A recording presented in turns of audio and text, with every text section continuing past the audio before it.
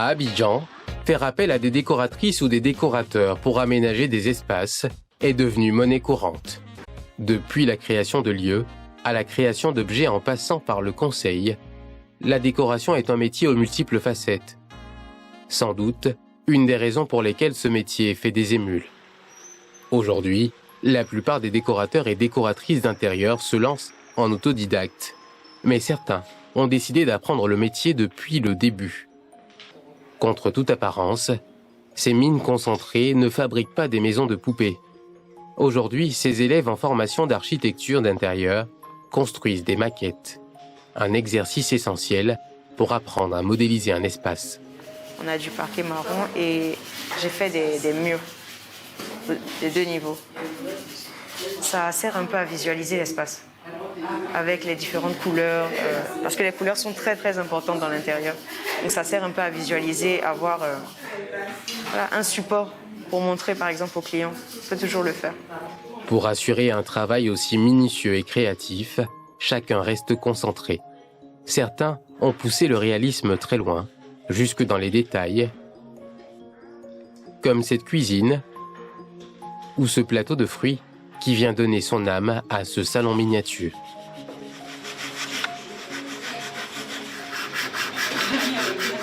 J'ai voulu créer une petite cloison pour ne pas avoir directement à rentrer sur le séjour, puisque là on a un système de cuisine américaine. Donc j'ai voulu mettre une cloison, donc on passe par là.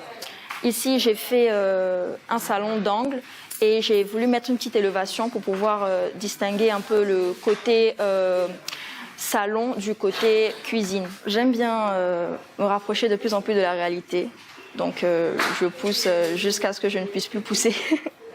Pourquoi est-ce que c'est important ?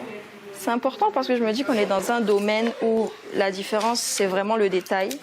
Donc c'est ce qui rappelle notre personnalité et c'est ce qui montre vraiment tout notre talent.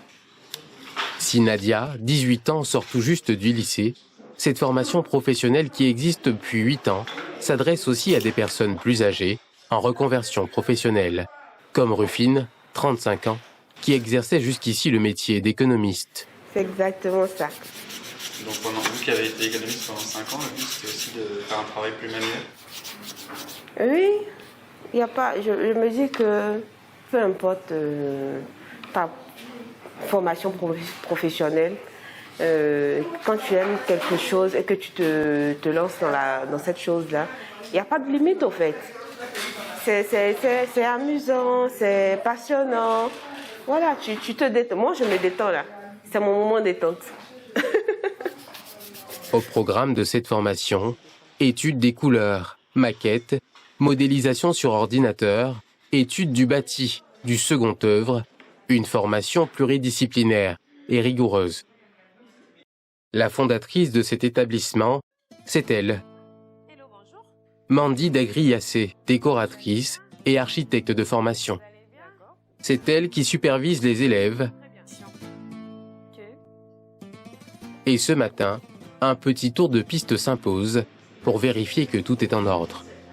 Vous êtes en retard, hein, mesdames. Est-ce que les échelles sont respectées? Parce que j'ai l'impression que ça c'est hors échelle, c'est trop grand. Et ressortez votre plan, on va regarder ça. Je pense qu'il y a un problème de concordance d'échelle ici. Qu'est-ce que vous regardez quand vous regardez une maquette?